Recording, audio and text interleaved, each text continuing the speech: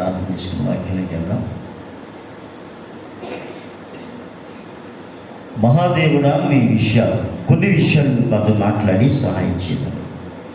ఏ మనుషుని మాట వినడానికి నీ ప్రజలు రాలేదు, నీ మాట అవసరం మాకు. మీ మాటతో మమ్మల్ని నింపండి. మీ మాట నాకు అవసరమైంది. మీ మాటతో నింపి మీరే మహిమ ఘనత ప్రభావం పొందాలి. నీ సన్నిధిలో సంపూర్ణ సంతోషములు ఉన్నాయి ప్రభు, అవి మీ పొందినట్లుగా సహాయం చేయండి. కృపను యేసు ప్రభు నామంలో ప్రార్థించి వేడుకుంటున్నాం తండ్రి, ఆమేన్. బైబిల్ గ్రంథం నుంచి లూకా సువార్త 10వ అధ్యాయం 19వ వచనం చూద్దాం.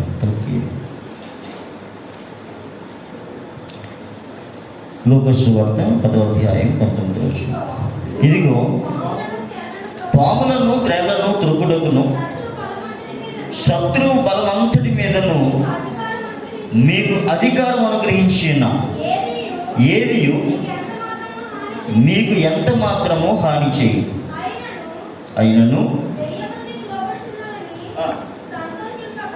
దయ్యములు మీకు లోబడుచున్నవని సంతోషింపక మీ పేరులు పరలోకమందు రాయబడి ఉన్నవని సంతోషించదని వారితో చెప్పాను. దేవునికి స్తోత్రం కలుగుతుందా. హల్లెలూయా. యేసుక్రీస్తు ప్రభువారు ఈ లోకంలో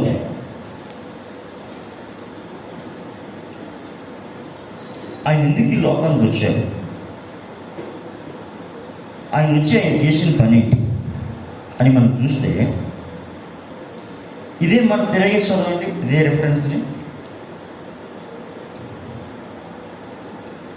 10-19 చదివారు కదా. 19-10 చదువు. నశించిన దానిని వెదకి రక్షించుటకు మనుష్య కుమారుడు వచ్చినని అతనితో చెప్పాను. దేవునికి స్తోత్రం. యేసుక్రీస్తు ప్రభువు ఎందుకు ఈ లోకానికి వచ్చారు? నశించిన దానిని వెదకి రక్షించుటకు మనుష్య కుమారుడు వచ్చినని అతనితో చెప్పాను. యేసు ప్రభు రావడం గల కారణం ఏంటంటే నశించిపోతున్న వారిని రక్షించడానికి. ఏమిటి నశించిపోయేది? నశించిపోతున్న దాన్ని రక్షించడానికి వచ్చిన యేసుక్రీస్తు ప్రభు వారు శత్రు బలమంతటి మీద కూడా మనకు అధికారం అనుగ్రహించారు. ఏది మీకు ఎంతమాత్రం కూడా హాని చేయదని చెప్పారు. దేవునికి స్తోత్రం. నశించేది ఏమిటి? మానవునికి ప్రాణము, శరీరము, ఆత్మ 3 ఉన్నాయి. ఏంటండి? ప్రాణము, శరీరము, ఆత్మ. రక్తమే ప్రాణం. రక్తమే ప్రాణం. ఎక్కడుంది? ఎక్కడ అంటుకొని ఉంది? శరీరాన్ని. నా ప్రాణము మంటిని హత్తుకొని ఉన్నది అంటే శరీరాన్ని హత్తుకొని ఉంది. ఈ శరీరం ఎప్పుడైతే మృతుడి ప్రాణం అయితే పోతుందో శరీరం మట్టి అయిపోతుంది. 3వది ఆత్మ. ఆత్మ ఎక్కడి నుంచి వచ్చింది? నరుని ఆత్మ యెహోవా పెట్టిన దేహం. దేవునికి స్తోత్రం కలుగుతుంది. హల్లెలూయా. మానవ జీవితంలో ఎన్ని ఈములు ఉన్నాయి? ప్రాణము, శరీరము, ఆత్మ. మనిషికి జంతువుకి తేడా ఏంటి?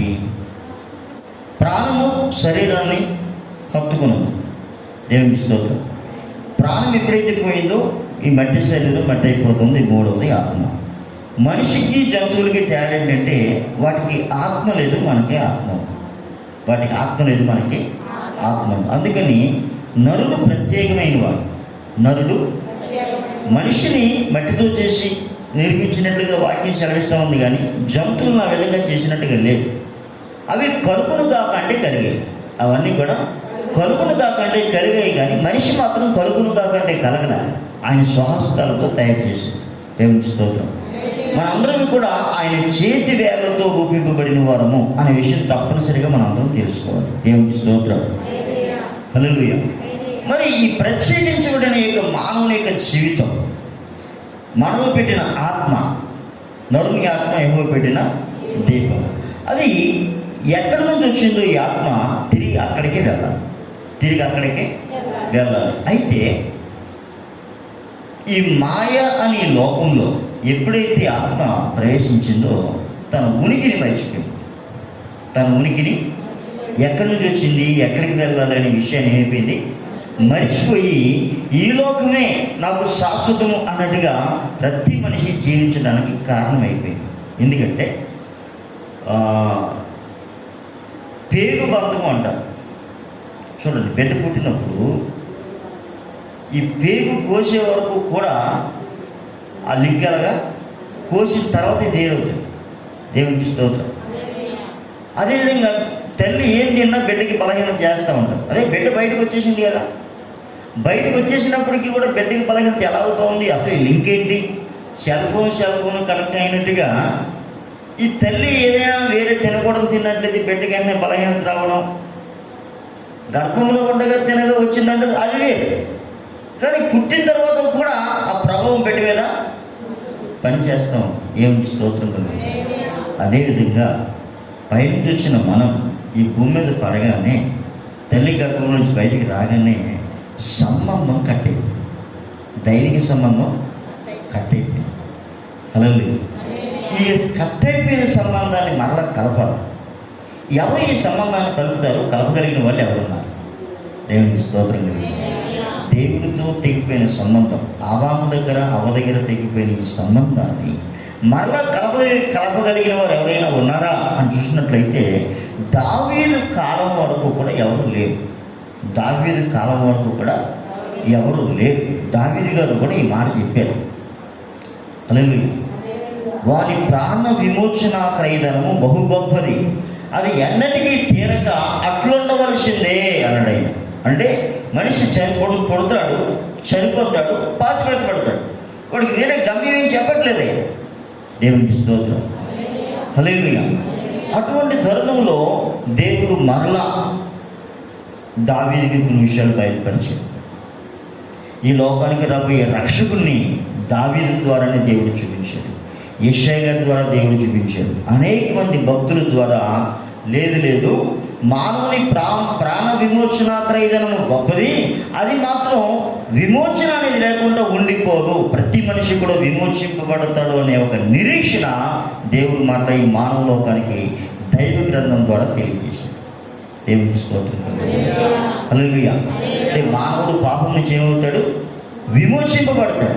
ఎలా విమోచింపబడతాడు, ఎప్పుడు విమోచించబడతాడు అని ఆలోచన చేస్తే, ఇదిగో కన్యక గర్భవతి కుమారుని కంటుంది, తన ప్రజలను వారి పాపముల నుంచి ఆయనే రక్షిస్తారు అని యెషయా గారు ఒక నినాదం ఇచ్చారు.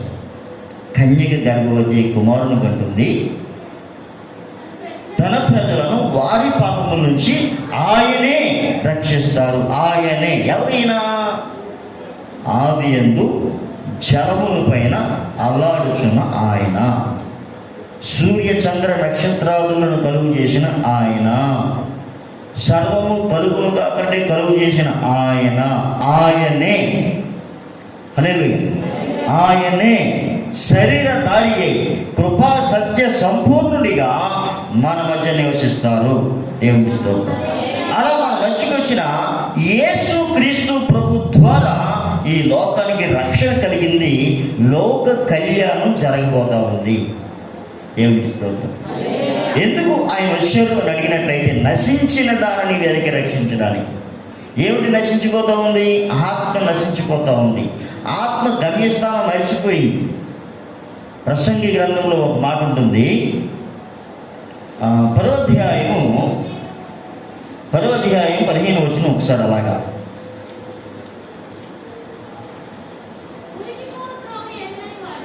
ఊరికి పోవు త్రోవ ఎరగని వారై బుద్ధిహీనులు తమ ప్రయాస చేత ఆయాసపడుదురు. ఊరికి పోవు త్రోవ ఎరగని వారై. హల్లెలూయా. మనం ఎక్కడికైనా వెళ్తే మీరు ఏ ఊరు అంటే ఏం చెప్తాం? కేరళపూడి అని చెప్తాం. దేవుని స్తోత్రం. మనం పాట పాడుకుంటే ఏం చెప్తాం? పరలోకము నా దేశము అని చెప్తాం. హల్లెలూయా. ఏదైనా ఒక దేశం వెళ్ళినప్పుడు మీరు ఏ దేశం అంటే మా ఇండియా అని చెప్తాం. హల్లెలూయా. కానీ ఆత్మ సంబంధం మనం ఆలోచన చేస్తే, ఈ లోకం నీతి కాదు, శాశ్వతము అసలే కాదు. హల్లెలూయా. ఈ లోకం మనది కాదని, ఈ దేహం శాశ్వతం కాదని మనమే చెప్తూ ఉంటాం. దేవునికి స్తోత్రం. మనమే చెప్తూ మనమే మర్చిపోతూ ఉంటాం. అలా మర్చిపోయిన వారిని ఏమన్నారంటే బుద్ధిహీనులు అన్నాడు. ఏమన్నాడు? బుద్ధిహీనుడు. బుద్ధి కలిగిన వాడు ఎప్పుడు కూడా తన గమ్యాన్ని తన జ్ఞాపకం ఉంచుకుంటూ ఉంటాడు. హల్లెలూయా. అలా బుద్ధి లేని వారికి బుద్ధినివ్వడానికి దేవుడు కొన్ని మాటలు మనకి చెప్పాడు. బుద్ధి లేని వారికి బుద్ధి ఇవ్వడానికి ఆ మాటలు కనుక మనం విన్నా మనకి చాలా విషయాలు అర్థమవుతాయి. చూడండి ఒకసారి సామెతలు 1వ అధ్యాయము. దావీదు కుమారుడును ఇశ్రాయేలు రాజు అయిన సొలొమోను సామెతలు జ్ఞానమును ఉపదేశమును అభ్యసించుటకును వివేక సలహములు గ్రహించుటకును నీతి న్యాయ యథార్థతలను అనుసరించుటకును బుద్ధి కుశలత ఇచ్చి ఉపదేశము పొందుటకును జ్ఞానము లేని వారికి బుద్ధి కలిగించుటకును యవ్వనస్తులకు తెలివి వివేచన పుట్టించడానికి తగిన సామెతలు. దేవునికి స్తోత్రం. సామెత అంటే ఏదో ఒక సామెత కాదు. ఈ సామెతలు ఎందుకు ఉపయోగపడతాయి? ఈ రాయబడిన ఈ మాటలు ఎందుకు ఉపయోగపడతాయి అని చూస్తే మొట్టమొదలైన అంటున్నాడు జ్ఞానమును ఉపదేశమును అభ్యసించుటకును. హల్లెలూయా. చూడండి ఈ సామెతల యొక్క ఉపయోగం చూడండి. జ్ఞానము ఉపదేశము అభ్యసించుటకును. ఏం పొందొచ్చట? జ్ఞానము ఉపదేశము. మూడవది వివేక సల్లాపములు గ్రహించుటకును, లోకంలో ఉన్న విషయాలు గ్రహించడానికి. నాలుగవది నీతి న్యాయము యథార్థత అనుసరించడానికి. చూడండి సామెతలు ఎన్ని రకాలుగా ఉపయోగపడుతున్నాయి? వారి పరిస్థితి ఎన్ని సామెతలు ఉన్నాయి? ఎన్ని అధ్యాయాలు ఉన్నాయి? బైబిల్ గ్రంథంలో సామెతల గ్రంథం అనే ఒక గ్రంథంలో 31 అధ్యాయాలు కలిగిన ఈ గ్రంథంలో వ్రాయబడిన మొట్టమొదటి మాట మనం చూసినప్పుడు ఈ సామెతలు జ్ఞానమును పొందడానికి, ఉపదేశం పొందడానికి, ఉపదేశం అభ్యసించడానికి, వివేక సలహాలను గ్రహించడానికి, నీతి న్యాయ యథార్థత అనుసరించడానికి, బుద్ధి కుశలత ఇచ్చు ఉపదేశం పొందుటకును. బుద్ధి కుశలత ఇచ్చు ఉపదేశం పొందడానికి ఈ సామెతలు ఉపయోగపడతా ఉన్నాయి. దేవునికి స్తోత్రం. ఇంకా ఏమన్నాడు? జ్ఞానము గలవాడు విని పాండిత్యం వృద్ధి చేసుకును. ఎవరు విని? జ్ఞానం కలిగిన వారు కనుక ఈ మాటలు వింటే వారు ఒకవేళ పండితులైతే వారు పాండిత్యం ఇంకా ఏమవుతుంది? వృద్ధి చేసుకుంటారు. వివేకము కలిగిన వాడు ఆలకించి నీతి స్తోత్రములను సంపాదించుకును. దేవునికి స్తోత్రం. హల్లెలూయా. జ్ఞానం లేనివాడికి ఈ సామెతలు ఉపయోగపడతా ఉన్నాయి. బుద్ధి లేనివాడికి ఈ సామెతలు ఉపయోగపడతా ఉన్నాయి. అజ్ఞానికి ఇవి ఉపయోగపడతా ఉన్నాయి. అలాగే జ్ఞానం కలిగిన వాడికి ఉపయోగపడతా ఉన్నాయి, వివేకం కలిగిన వాడికి ఉపయోగపడతా ఉన్నాయి. అవి లేని వారిని పొందుతూ ఉన్నారు, ఉన్నవారు వారి జ్ఞానాన్ని అభివృద్ధి చేసుకుంటూ ఉన్నారు. దేవునికి స్తోత్రం కలుగుతుంది. జ్ఞానము గలవాడు విని పాటించి వృద్ధి చేసుకును, వివేకము గలవాడు ఆలకించి నీతి స్తోత్రములను సంపాదించుకును. వీటి చేత సామెతలను, భావసూచక విషయములను, జ్ఞానుల మాటలను, వారు చెప్పిన గూఢవాక్యములను జనులు గ్రహించుదురు. యెహోవా యందు భయభక్తులు కలిగి ఉండుట తెలివికి మూలము. తెలివికి మూలం ఏంటట? దేవుని పట్ల భయభక్తి కలిగి ఉండడం తెలివికి మూలం. దేవునికి స్తోత్రం. హల్లెలూయా. అంటే దేవుని పట్ల భయభక్తి కలిగి ఉన్న వారికి ఎన్ని విషయాలు తెలుస్తాయి? ఇందులో రాయబడిన అన్ని విషయాలు తెలుస్తాయి. హల్లెలూయా. హల్లెలూయా. హల్లెలూయా. ఉదాహరణకి ఈ సామెతల గ్రంథం మనం పూర్తిగా చదివినట్లయితే ఈ భూమి ఆకాశం ఎలా కలిగింది, యేసు ప్రభు వారు ఎప్పుడు పుట్టారో తెలుస్తాయి. ఏం తెలుస్తుంది? యేసు ప్రభు వారు ఎలా జన్మించారు, ఈ భూమి ఆకాశంలో ఎప్పుడు పుట్టాయి, దేని ద్వారా తెలిస్తే? సామెతల ద్వారా. ఈ సృష్టిలో అనేకమైన విషయాలు, మట్టి గురించి కానీ, బంగారం గురించి కానీ, ఇనుము గురించి కానీ, ఇతర గురించి కానీ, ఇవన్నీ కూడా ఎలాగా సంపాదించవచ్చు, ఎలా వస్తాయంటే సామెతలు చదివితే తెలుస్తుంది. ఈరోజు ఉన్న ఆనకట్టలు అవన్నీ కూడా ఎలా కట్టారు, ఈ వజ్ర వైద్యులు ఎలా వస్తూ ఉన్నాయి, ఇవన్నీ ఎలా తెలుస్తాయి అంటే సామెతలు చదివితే తెలుస్తాయి. బైబిల్ అంతా కాదు. హల్లెలూయా. ఈ సామెతల ద్వారా ఎన్నో అమూల్యమైన విషయాలు మానవాళికి అర్థమవుతాయి. ఎంతమందికి తెలుసు? ఇప్పుడు మనం ఆలోచిద్దాం. భూమి గుండ్రంగా ఉంది అనే విషయం కానీ, లేకపోతే ఈ సూర్య చంద్ర నక్షత్రాల గురించి కానీ, లేకపోతే యేసుప్రభు వారు ఎప్పుడు పుట్టారని కానీ సామెతల్లో ఉంది అని ఎంతమందికి తెలుసు? మనం ఈరోజు నిన్న యేసుప్రభు నమ్ముకున్న వారు కాదు. హల్లెలూయా. కానీ మనకు ఏం తెలియదు, ఎక్కడో ఒక్కర్లేదు. సామెతల గ్రంథం అనే పుస్తకం ఒకటి ఉంది, అది మనం చదివితే ఎన్నో విషయాలు. కానీ మనకు తెలియలేదంటే మన కళ్ళ ముందు జ్ఞాన నిధి అనేది మన ముందే ఉంది, దాన్ని మనం ఉపయోగించుకోవట్లేదు. హల్లెలూయా. ఈ విషయాలు కనుక మనకు అర్థమైనట్లయితే ఎన్నో విషయాలు లోకాన్ని మనం తెలియజెప్పుకునేవాళ్ళం. కానీ మనకు అసలు విషయాలు అవే అర్థం కావట్లేదు. దేవునికి స్తోత్రం. అంటే పెంట కొరకు సమయాన్ని ఇస్తూ ఉన్నాము, కానీ దైవ వాక్యం కొరకు మనం సమయాన్ని కేటాయించట్లేదు. హల్లెలూయా. ప్రతిరోజు 3 పూట్ల ఆహారం కావాలి. ఉదయం, మధ్యాహ్నం, రాత్రి ఆహారం కావాలి. కనీసం వారానికి ఒక్కసారైనా దేవుని వాక్యం, ఆహారం, ఆత్మక ఆహారం ప్రతిరోజు పెట్టాలి. కానీ కనీసం వారానికి ఒకరోజు, ఈ వారం అంతా నేను ఎట్లా ఉన్నాను, నేను ఎలా జీవించాలి, నా జీవితాన్ని ఏం చేస్తే నా జీవితం ఉన్నతమైన ఆశీర్వాదానికి వస్తుందనే ఆలోచన ఎంతమందికి ఉంటా ఉంది? వెళ్ళకపోతే బాగుండదేమో.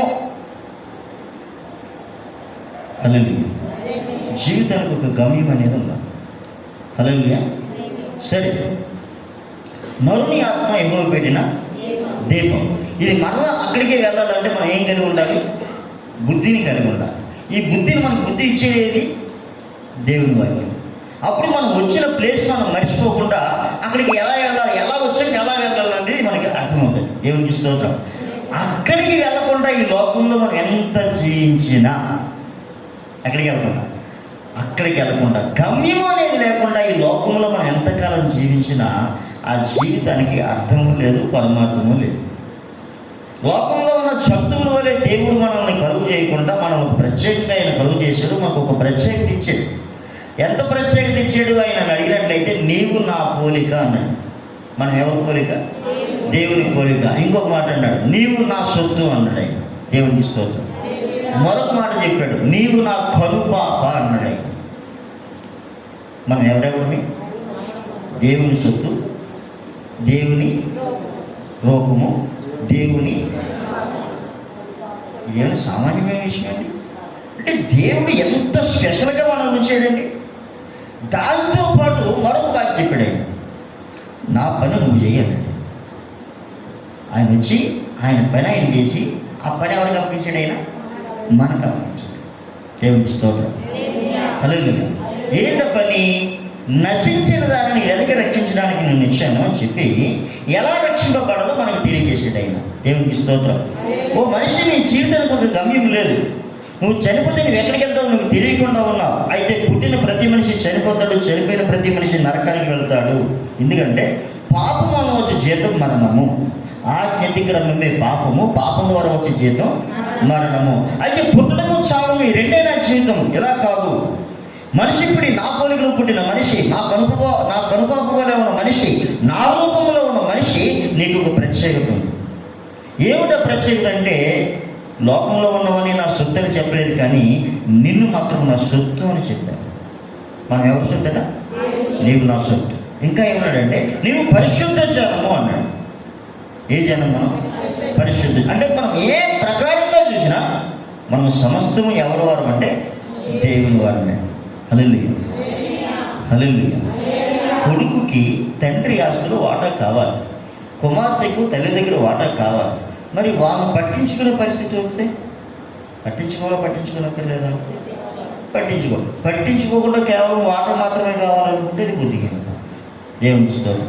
అలాగే నాన్న మనకు కావలసినవన్నీ ఇస్తానన్నాడు. ఏమన్నాడు? మరి నాన్న బాధ్యత తీసుకుని వద్దా? నాన్న కావలసినవన్నీ ఎలా ఇస్తానన్నాడో ఒక మాట మీరు చూడండి. రోమీయులకు రాసిన పత్రిక 8వ అధ్యాయం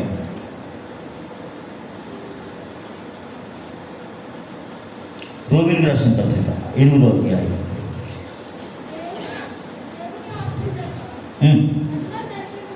ఒక్క నిమిషమా. 32వ వచనం. తన సొంత కుమారుని అనుగ్రహించుటకు వెనుతీయక మనందరి కొరకు ఆయనను అప్పగించిన వాడు ఆయనతో పాటు సమస్తమును మనకెందుకు అనుగ్రహింపడు? చాలు. మనందరినీ ప్రేమించిన దేవుడు మనం ఎవరిని కూడా నిత్య నరకానికి వెళ్ళకూడదని, ఈ లోకంలో అశాంతితో ఉండకూడదని, ఈ లోకంలో సుఖంగా సంతోషంగా హ్యాపీగా ఉండాలని ఆయన పనిచేశాడు. ఈ లోకంలో మనిషి క్షేమంగా ఉండాలంటే మానవుని పాపం అనేది తొలగించబడినట్లయితే, పాప విమోచన మనిషి జీవితంలో జరిగితే వాడు సంతోషంగా ఉంటాడు అని దేవుడు ఏం చేశాడంటే తన కుమారుడిని యేసుక్రీస్తు కుమారుడుగా ఆయనే ఈ లోకానికి వచ్చి మనందరి కొరకు ఆయన ప్రాణాన్ని పెట్టాడు. దేవునికి స్తోత్రం. మనందరి కొరకు యేసుక్రీస్తు ప్రభువారు సిలువలో ఆ నలకొట్టబడుతూ ఉంటే, సిలువుకు ముందు నలకొట్టబడుతూ ఉంటే వాక్యం చదివిస్తూ ఉంది, అతనిని నలగొట్టుటకు యెహోవాకు ఇష్టమాయెను. దేవుడండి కళ్ళ ముందు కొడతా ఉండి, కొడుకుని కళ్ళ ముందు కొడతా ఉంటే ఏ తండ్రి ఇష్టపడతాడండి? కానీ వాక్యం చదివిస్తూ ఉంది, అతన్ని నలగొట్టుటకు యెహోవాకు ఇష్టమాయెను. ఎందుకు ఆయనకి ఇష్టమైంది అంటే ఆ ఒక్క కుమారుని ద్వారా సర్వలోకానికి కూడా క్షేమం కలుగుతా ఉంది, సర్వలోకానికి విమోచన కలుగుతా ఉంది, సర్వ మానవాళి సంతోషంగా ఉంటా ఉంది. ఈ సర్వ మానవాళిని సంతోషపరచడానికి ఒక్క కుమారుని మనందరి కొరకు ఎలా ఇచ్చాడు? బలిగాను అర్పణగాను ఇచ్చాడు. దేవునికి స్తోత్రం. మరి యేసు ప్రభుని మన కొరకు బలిగా అర్పణగా ఇచ్చిన దేవుడు మరొక మాట అన్నాడు, ఆయన్నే మీకు ఇచ్చేసినప్పుడు, ఏకైక కుమారునే మన కొరకు ఇచ్చేసినప్పుడు, అద్వితీయ కుమారుని మన కొరకు అప్పగించేసినప్పుడు, శిలువుగా అప్పగించినప్పుడు, లేకపోతే బలికి అప్పగించినప్పుడు ఆయనతో పాటు సమస్తమును మనకి ఎందుకు అనుగ్రహించడు అంటే, ఇప్పుడు ఆయనతో పాటు ఏమున్నాయి? యేసు ప్రభుతో పాటు ఏమున్నాయి? ఆయన ఆస్తి అంతా. కుమారునే మన కొరకు బలిగా ఇచ్చినప్పుడు మరి మిగిలిన ఆస్తి తండ్రి దాచుకుంటాడా? ఏమన్నాడు ఆయన? ఆయనతో పాటు సమస్తమును మనకి ఎందుకు అనుగ్రహించడు? ఇప్పుడు ఆయన ఏం కలిగి ఉన్నాడో అవన్నీ కూడా మన సొంతం అయిపోతే మనకు లోటు ఏమైనా ఉండదా? ఏ లోటు లేదు. హల్లెలూయా. ఈ లోకంలో మనిషి జీవించడానికి ఏం కావాలి? సింపుల్గా చెప్పండి. ఈ లోకంలో మనిషి సంతోషంగా ఉండడానికి ఏం కావాలి? తినడానికి ఆహారం, కట్టుకోవడానికి వస్త్రం, ఉండడానికి ఇల్లు. సరిపోద్దా? మంచి ఆరోగ్యం సరిపోద్దా? డబ్బులు, ఆ డబ్బులు అని చెప్పి సరిపోద్దా?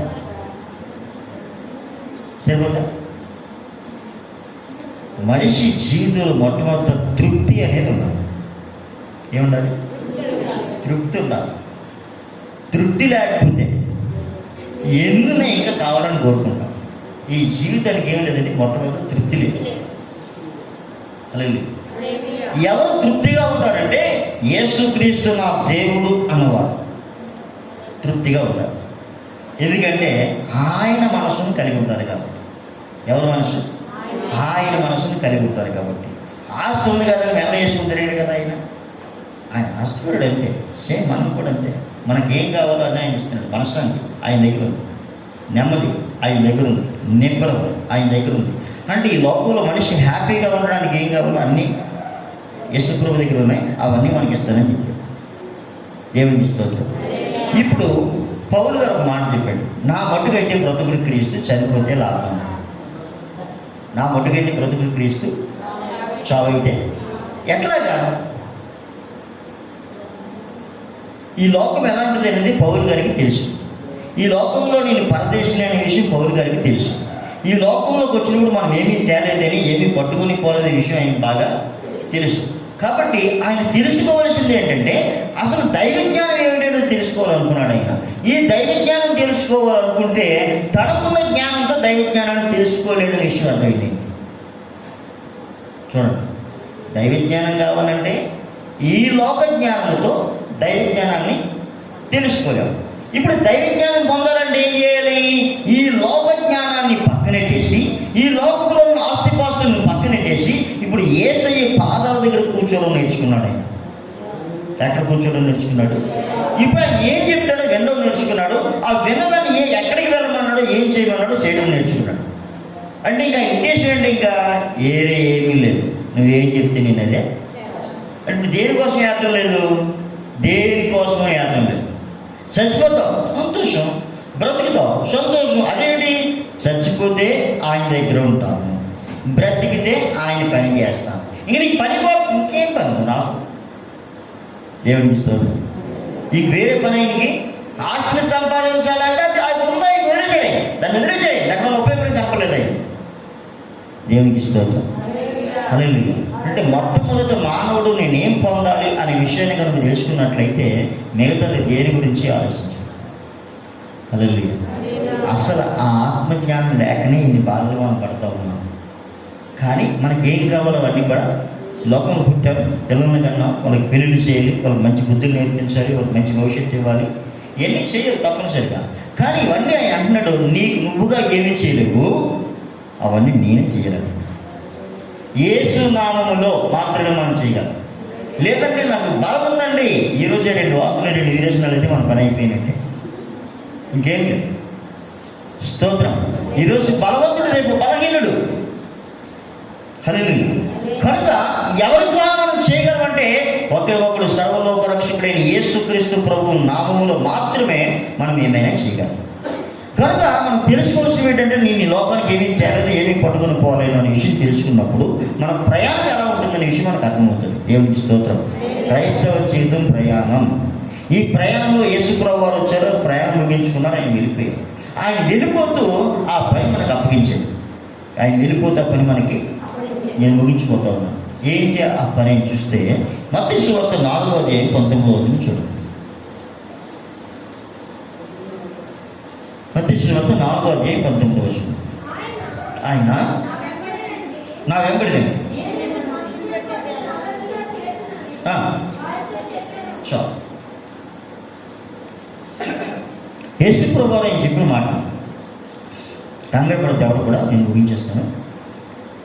యేసు ప్రభు చెప్తా ఉన్నా, నా వెంబడి రండి, నా వెంబడి. జాగ్రత్తగా అర్థం చేసుకోండి.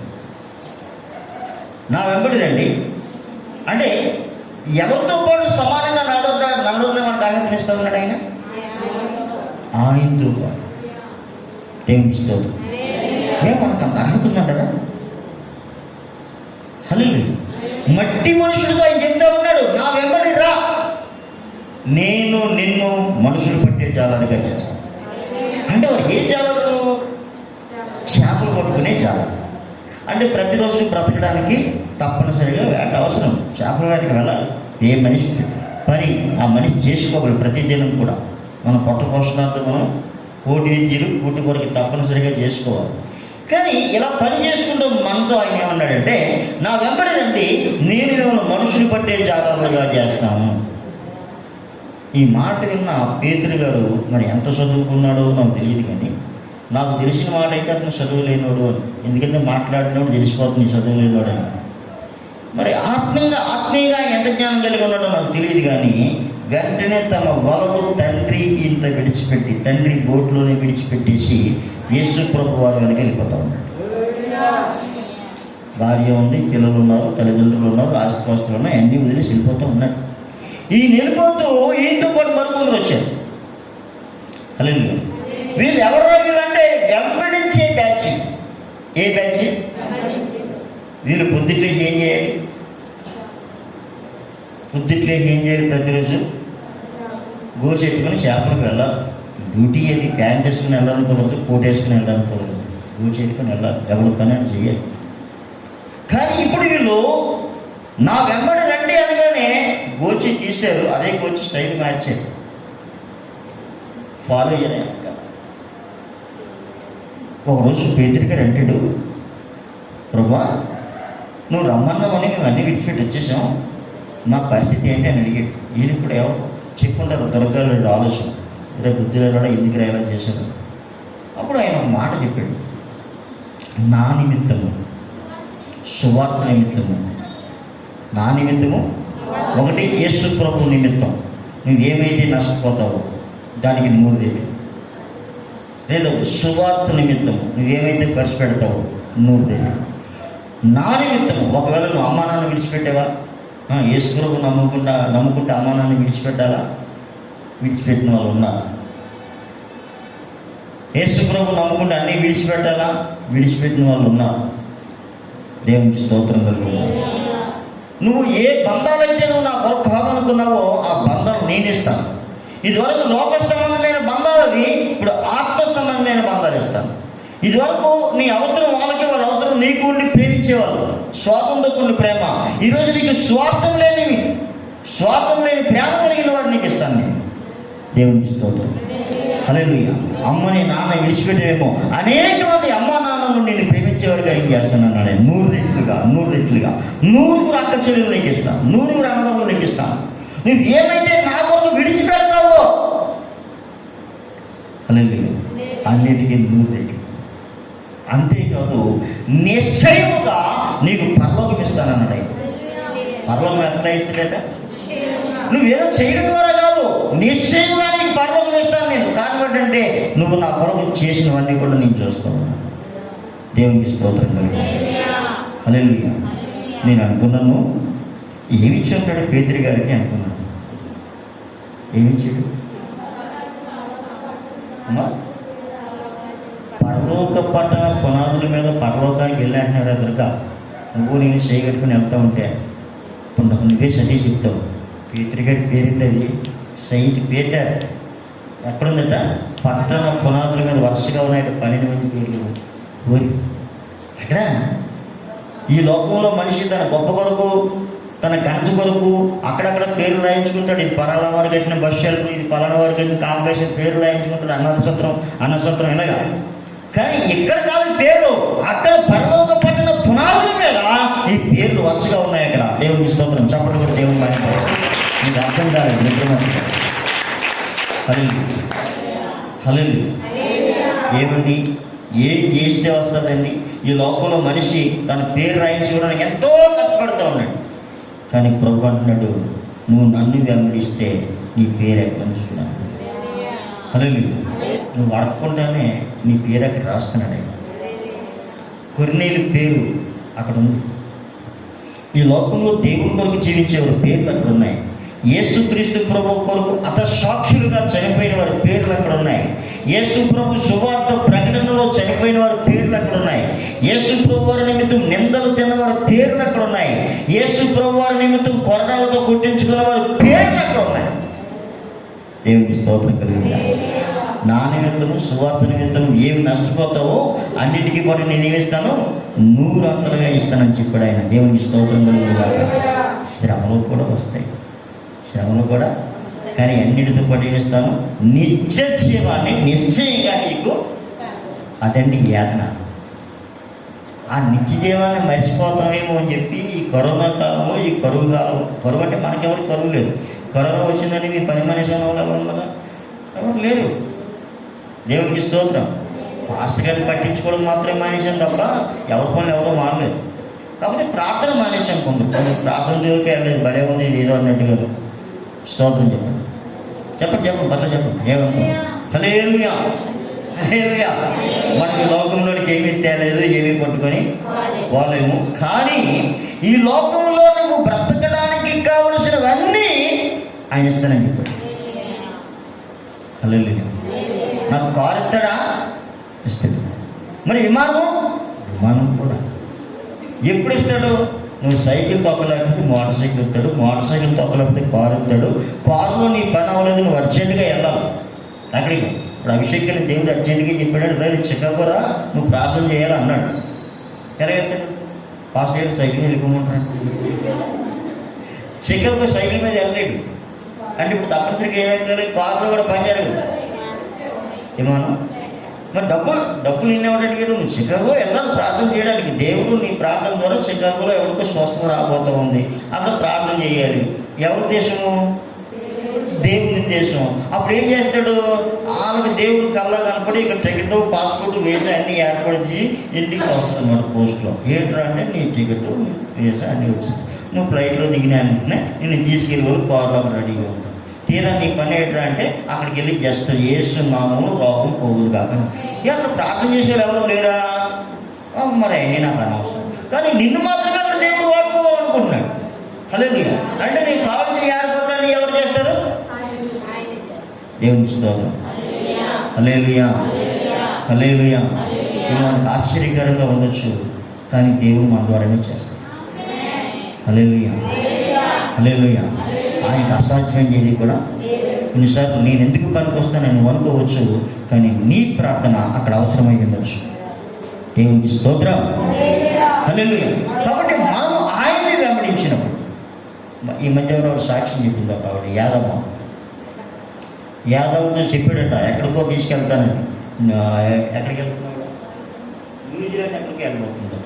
మరి అడుక్కునే ఆవిడ ఈవిడ అడుక్కునే ఆవిడ, చదువులేని ఆవిడ, అడుక్కునే ఆవిడే, చదువులేని ఆవిడే 3 రోజులు చదువు నేర్పించేసేటట. ఎన్ని రోజులు? 3 రోజులు చదువు నేర్పించేసేటట. 30 సార్లు వైవిధ్యం చేసిందట. అడుక్కునే ఆవిడ 3 రోజులు చేసి చదివిస్తాడు. 30 సంఘాలు కట్టింది. సంఘానికి వస్తూ యేసుప్రభు నమ్మకం మందిరానికి వస్తూ 680 మందిని సంఘాన్ని నడిపించి బాప్తిసం చేయించిందట. దేవునికి స్తోత్రం. హల్లెలూయా. ఎవరో చెప్పారట, పాస్టర్ గారి ఇంట్లో పనిచేస్తే నీకు ఆశీర్వాదం అవుతుందని. అంటే పాస్టర్ గారి ఇంట్లో పని చేయడానికి కుదరదు. ఎందుకంటే పాస్టర్ గారి ఇంట్లో కానీ చర్చిలో కానీ పని చేయాలంటే 40 రోజుల ఉపవాసం ఉండాలంట. ఎన్ని రోజుల ఉపవాసం ఉంటే అర్హత? 40 రోజులు.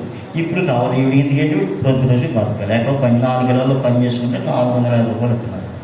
సరే, ఇప్పుడు ఆవిడ ఆలోచించింది ఎలాగైనా సరే పని చేయాలని చెప్పి దొంగసార్లు పని చేయాలి. దొంగసార్లు పాస్టర్ గారి ఇంటికి వచ్చింది. పాస్టర్ గారు చూసేటట్టు, నీకు ఎవరు చెప్పారు, నేను ఎవరు చేయమన్నానండి. కదండి, ఆశీర్వాదం అవుతుందని చేస్తున్నానండి. సరే, ఆ కూలి డబ్బులు నేను ఇస్తాను, నువ్వు ఎక్కడ పని చేయకు, ఇక్కడే పని చేసుకోవాలన్నమాట. పని చేస్తూ తురుతూ అనుకుందట. నేను అక్కడ ఉండాలి ప్రభు అనుకున్నాను. ఎక్కడ? పాస్టర్ గారు ఎక్కడి నుంచి వాకింగ్ చెప్తున్నాడో నన్ను అక్కడికి తీసుకెళ్ళి ప్రభు అన్నాడు. హల్లెలూయా. 30 సంఘాలకి నాయకురాలను చేసేసాడు. ఏం లేదు, వచ్చేసింది. హల్లెలూయా, హల్లెలూయా. నువ్వు కావాలా ఆయనకి, కానీ నువ్వే లోపట్లేదు. నువ్వేదో అక్షరాలు నేర్చుకున్నావు అనుకున్నావు, కానీ ఆయన అడిగితే ఆయన అన్నీ ఇస్తాడు. మనకి ఏది కావాలో అదైనా మనశ్శాంతి ఇస్తాడే. నీకు మనశ్శాంతి కావాలంటే నువ్వు ఇతరులు మనశ్శాంతి పాడు చేయకుండా ఉంటే నీకు మనశ్శాంతి ఉంటుంది. మనం ఎప్పుడు మనశ్శాంతి కోల్పోతాం, మనం ఇప్పుడు నిబ్బరం కోల్పోతాం, మనం ఇప్పుడు ధైర్యం కోల్పోతామంటే ఇతరులకు ఉన్నదాన్ని పాడు చేయాలని కోరుకున్నప్పుడు మనం కోల్పోతాం. దేవునికి స్తోత్రం కలుగుతాం. హల్లెలూయా, హల్లెలూయా, హల్లెలూయా. నా వెంబడి రండి, నేను మిమ్మల్ని మనుషులు పట్టు జాలాలుగా. ఎవరు వెనకాలంటే? హల్లెలూయా. ఆయన ఏం చేశారు? సువార్తను, రోగుల్ని. ఇప్పుడు మన పని ఏంటి? అంతే, మన పని ఏంటి? అంతే. హల్లెలూయా. మరి భార్య పిల్లలు నువ్వు ఎవరి పని చేస్తున్నావు? ఆయన చూసుకోడా? ఆయన తీర్చడం మన అవసరాలు. దేవునికి స్తోత్రం కలుగుతుంది. హల్లెలూయా, హల్లెలూయా, హల్లెలూయా. మన ప్రతి అవసరం తీర్చబడాలంటే నువ్వే పని చేస్తున్నా, నువ్వే పనిలో ఉన్నా, నీ దగ్గరకు వచ్చే వరకు నువ్వు సువార్తించు. ఉదయం లేచినట్టునే నీ చుట్టుపక్కల ఉన్న వారందరి కోసం నువ్వు ప్రార్థించు. ఉదయం లేచినట్టు నీ చుట్టుపక్కల వారందరూ క్షేమంగా ఆరోగ్యంగా ఉండాలని నువ్వు ప్రార్థించి నీ కుటుంబానికి క్షేమం ఉంటుంది. ప్రభు, సంఘంలో ఎంతమంది భర్తలు రక్షించబడలేదో వారిని రక్షించు ప్రభు అని ప్రార్థించి నీ భర్త రక్షించబడు. హల్లెలూయా, హల్లెలూయా, హల్లెలూయా. ఇతరులు క్షేమంగా ఉన్నారని ఎప్పుడైతే మనం వేడడం ప్రారంభిస్తామో మనం క్షేమాన్ని కోల్పోతాం. మహారాజు గారు ఎక్కడ పడుకుంటారా? నేల మీద పడుకుంటాడా? అవసరం తూరిక తలపై మీద పడుకుంటాడా? చెప్పండి. మహారాజు ఏసీ గదిలో పడుకుంటాడా, రోడ్డు మీద పడుకుంటాడా అని అడుగుతున్నాడు. ఎందుకని? హల్లెలూయా. సౌలు ఎక్కడ పడుకున్నాడు? సౌలు మహారాజు గుహలో పడుకున్నాడు, అడవిలో పడుకున్నాడు, పంటలను పడుకున్నాడు. ఏమిరా నీ బతుకేమిరా ఇలాగైపోయిందని అడిగితే ఆ దావీదు గారిని చంపేయాలి అందుకే తిరుగుతున్నాను అంట. ఎవరిని చంపడానికి? దావీదెవరు? బచ్చగాడు. దావీదెవరు? బచ్చగాడు. సౌలు దగ్గర బచ్చగాడు. సౌలు దగ్గరికి వచ్చి సౌలు బట్టలు వేసుకోవడం కూడా శాతగానుడు, సౌలు కత్తి పట్టుకోవడం కూడా శాతగానుడు. హల్లెలూయా. ఈ శాతగానుడిని చంపడానికి, అంటే ఈ బచ్చగాడిని చంపడానికి ఈ రాజర్ గారిని వదిలేసి ఎక్కడెక్కడో తిరుగుతూ ఉన్నాడు. చివరికి ఏమైపోయాడంటే దిక్కుమాలలో చచ్చిపోయాడు. హల్లెలూయా, హల్లెలూయా. కానీ ఈ బచ్చగాడి చేసిన పని చూడండి. వెనకాల వెళ్ళి కత్తి పెట్టుకొని బట్ట కత్తిరించాడు. దొడ్లోకి వెళ్ళి బట్ట కత్తిరించేసి బయటకు వచ్చి అంటాడు, నాన్న నీ బట్ట కత్తిరించిన నాన్న, నన్ను క్షమించినాను అన్నాడు. అంటే దాని అర్థం ఏంటి? ఎవరైనా నాకు దొరికేవరా, ఒక ఏడుదలు అయిపోదు, కావాలంటే ఇదిగో ఎగ్జాంపుల్ నీ బట్ట కత్తిరించేసి చూడు, నన్ను క్షమించాను, నేను నల్లిలాటోను కదా, నన్ను క్షమించాను. నల్లిలాటోడు చంపేయగలడు కానీ చంపట్లేదు. ఏ దేవుడు అభిషేకించిన వాడు సౌలు, వాణ్ణి నేను ఉంటాను. అంటే దేవుడు అభిషేకించిన వారిని ఎవరు కూడా ఏం చేయకూడదు? ముట్టకూడదు. వారిని ఒక మాట కూడా మనం అనకూడదు. అంటే మనం ఏమనిపించాలి? శిక్షణ మనం అనిపిస్తాం. సౌలు నెమ్మది కోల్పోవడం గల కారణం ఏంటి? శాంతిని కోల్పోవడం. అన్నీ ఇచ్చాడు దేవుడు. సౌలుకి ఎవరిచ్చారు? సౌలు మహారాజుని ఎవరు చేశారు? దేవుడే చేశాడు. హల్లెలూయా. మొట్టమొదటి ఇశ్రాయేలు మహారాజు ఎవరంటే సౌలు. అంటే the great Saul, the king of Saul. ఇంత సౌలు, ఇంత దర్శగా ఉండవలసిన ఈ మహారాజు ఎక్కడో దిక్కుమాలలో పడుకోవడం ఏంటండి? సోది చూపించుకోవడానికి వెళ్ళడం ఏంటండి? అసూయ.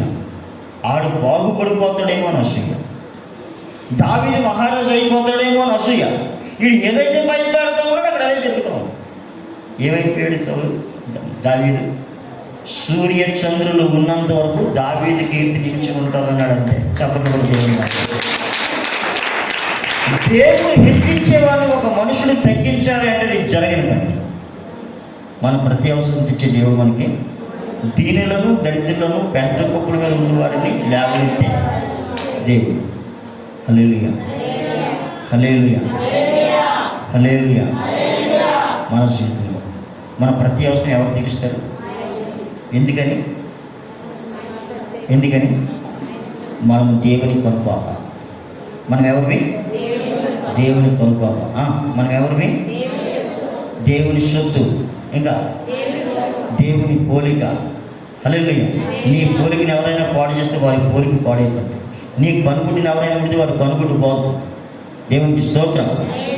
మనం దేవుని పోలిక, దేవుని సొత్తు. ఏమండి? ఆ బాక్స్ తీసు పడి ఒప్పుడువా? నీవు దేవుని సొత్తు అయినప్పుడు నిన్నెవరైనా చులకనగా చూస్తే ఆయన కూడా ఒప్పుకోడు, తొక్క తీసేస్తాడు. దేవుని స్తోత్రం. అంటే ఇప్పుడు మనకి ఎక్కడుండి మనకి సేఫ్టీ? ఆయన దొడ్డిలో. ఆయన యేసు ప్రధాన కాపరి, మనం గొర్రెలము. మనం ఆయన దొడ్లో ఉన్నంతకాలం మనకి దొడ్డి ఎవరు దాటుతారు? ఆజ్ఞాతిక్రమమే. వాక్య ప్రకారముగా జీవించలేని వారు దొడ్డి దాటిపోతారు. వాక్య ప్రకారంగా జీవించలేని వాళ్ళు దొడ్డి దాటిపోతారు. వాక్య ప్రకారంగా జీవించలేని వాళ్ళు అన్ని విషయాల్లో తగ్గిపోతారు. అప్పుడు నీ గతి ఏ నక్క రావచ్చు, పులి రావచ్చు, కుక్క రావచ్చు, దేని మీద దొరకవచ్చు. అలా దొరకకుండా ఉండాలంటే ఆయన దొడ్లో మాత్రమే మనం ఉండాలి. హల్లెలూయా. నువ్వు నశించిపోకుండా ఉండడానికే ఆయన నీ కోసం కాపరిగా వచ్చాడు. నశించిన దానిని వెతికి రక్షించడానికి మనిషి కుమారుడి లోకానికి. నువ్వు ఎవరి చేతిలో చిక్కకుండా నాశనం కాకుండా ఉండాలంటే ఆయన ఆధీనంలో ఉన్నంత కాలం మనకి ఏ లోక లేదు. నీకు ఇంకొక అధికారం ఇస్తున్నాడు. ఇదిగో సమస్త లోకం మీద కూడా నీకు అధికారం ఇస్తున్నాను.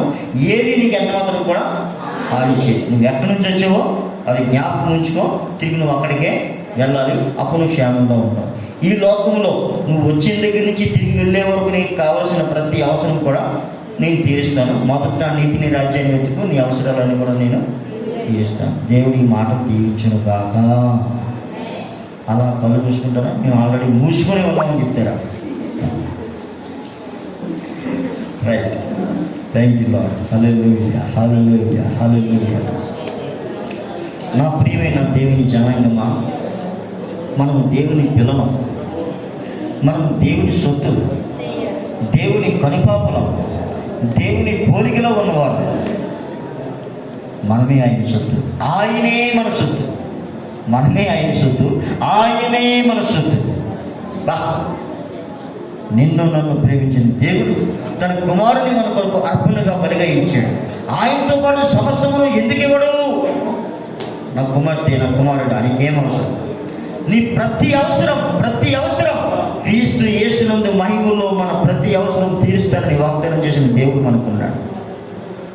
ఆరోగ్యమైన ఏం కావాలన్నా ఆయన అడుగుదాం. విన్న వాక్యం ఫలించినట్లుగా చిన్న ప్రార్థన. హల్లెలూయా. పాస్టర్ గారు. పరిశుద్ధుడైన మా పరలోకపు తండ్రి, నీ పరిశుద్ధ పాదాలకి వందనాలు ప్రభువా. అయ్యా, అల్పులము, అయోగ్యులం ప్రభు, ఎన్నికలైన వారమే, బలహీనం ప్రభు, నీ పాదాలు చెంతకొచ్చాం. మమ్మల్ని క్షమించమని ప్రార్థిస్తున్నాం తండ్రి. యేసయ్యా, నీకు వందనాలు. నీ పునరుత్థాన దినాన్ని నీ ప్రజలమైన మాకు ప్రభువా, మీరు ఇచ్చిన ఆత్మీయ ఆహారాన్ని బట్టి వందనాలు చెల్లిస్తున్నాము. ఎంతోమందికి ప్రార్థన లేదు, సహవాసం లేదు ప్రభువా, వాక్యం లేదు ప్రభువా. అయితే ప్రభువా నాయన మమ్మల్ని ప్రేమించి ప్రభువా, మీరు మాకు ఇచ్చిన ఆత్మీయ ఆహారాన్ని బట్టి మీకు లెక్కలేని కృతజ్ఞతలు ప్రభువా. అయ్యా, దాన్ని మేము కాళ్ళతో త్రొక్కి వేయకున్నట్లు ప్రభువా, చేతుల్లోకి తీసుకొని, నోట్లోకి తీసుకొని, హృదయంలోకి తీసుకొని నీ వాక్యం చేత మమ్మల్ని జీవింపచేయమని ప్రార్థిస్తున్నాను. నీ వాక్యం మమ్మల్ని బ్రతికించిన, మా పాదలు నెమ్మది కలిగించిన యేసయ్యా, నీకు వందనాలు చెల్లిస్తున్నాం తండ్రి. ఆహారం లేకపోవడం వల్ల కాదయ్యా, నీ మాట వినకపోవడం వల్ల కరువన్నాము ప్రభు. ఇదిగో వాక్యం లేక ఎన్నో సంఘాలు, ఎంతో మంది కరువుతో ఉన్నారే. మీరు మాకు వాక్యం ఇచ్చినప్పటికీ మేము నిర్లక్ష్యంగా ఉన్నాము ప్రభు. క్షమించి సహాయం చేయండి ప్రభు. దావీదు రాజు అయినప్పటికీ కూడా ప్రభు అయ్యా, నీ యొక్క తండ్రి సన్నిధిలో ధ్యానించాలని, నీ ప్రత్యక్షతను చూడాలని, తన జీవితకాలం అంతా నీ సన్నిధిలో ఉండాలని కోరుకున్నాడయ్యా. అంటే కోరిక నాకున్న సంఘానికి దయచేయండి దేవానికి వందనాలు. సౌలు అసూయ చేత ప్రభు నెమ్మది కోల్పోయి ఘోరమైన మరణాన్ని మరణించాడు. అట్టి అసూయ నాలో మాలో తీసివేయండి ప్రభు. దేవానికి వందనాలు, స్తోత్రాలు చేస్తున్నాము. దావీదుకి ఇచ్చిన కృపను నాకు, మా సంఘానికి దయచేయండి. విన్న వాక్యం అందరికి జీవితంలో ఫలింపచేయండి ప్రభు. ఈ యొక్క తండ్రి కరోనా కరువు కాలంలో మమ్మల్ని అందరినీ పోషించాము, ఆదరించాము, స్వస్థపరిచాము, నడిపించాము. కానీ పాపలా కాపాడు, కృతజ్ఞత బుద్ధిని మాకు కలిగి చేయండి. ఈ సన్నిధిలో కృతజ్ఞత కలిగి నిన్ను స్తుతించే భాగ్యం దయచేయండి ప్రభు. ఎన్నో కుటుంబాలు ఈ లోకాన్ని విడిచి వెళ్ళిపోయే వారికంటే మేము గొప్పవారు కాదయ్యా. కేవలం నీ ఉచిత కృపలో ఉన్నాము కనుక నీ సన్నిధిలో మేము ఉన్నాము. సహాయం చేయమని, మా అందరికీ కూడా నీ కృప అనుగ్రహించమని, నీ కృప నుండి మమ్మల్ని దూరం చేయండి ప్రభు. నీ వాక్య ప్రత్యక్షత మాకు అందరికీ అనుగ్రహించండి. వాక్యం ఇచ్చిన నీ సేవకునికి మంచి ఆరోగ్యం దయచేయండి ప్రభు. నన్ను బిడ్డలందరినీ మీరు ఆశీర్వదించమని ఈ చిన్న ప్రార్థన యేసుక్రీస్తు పరిశుద్ధ నామమున అడిగి వేడుకొంచున్నాం తండ్రి. ఆమేన్.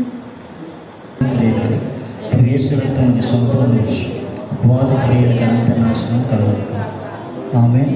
ఆశీర్వాదం, మహాదేవుని ప్రేమ, కృష్ణనాథుని కృప, పరిశుద్ధాత్మక సహవాసము, ఆదరణ కూడిన మనకును లోకంలో సకల పరిశుద్ధులకును ఇది మొదలుకొని సదాకాలం తోడై ఉండునుగాక. ఆమేన్.